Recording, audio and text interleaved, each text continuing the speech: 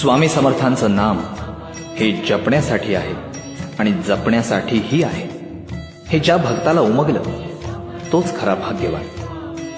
स्वामी नामाचा जप आणि नामाची जपणूक या दोन्ही गोष्टींच्या आचरणानं देह स्वामीमय होणार असल्याची खुणगाट भक्तानं मनाशी पक्की बांधल्यानंतरच वटवृक्षाच्या छायेत मोक्ष मिळाला पाहिजे हे दान समर्थांकडे मागण्याचा हक्क त्याला प्राप्त होतो.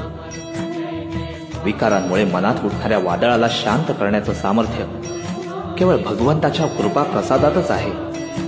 यावर विश्वास असणारा भक्त पाणावलेल्या नेत्रांनी म्हणू लागतो, स्वामी स्वामी जपता मनी मी, देह स्वामीमय व्हावा. वटवृक्षाच्या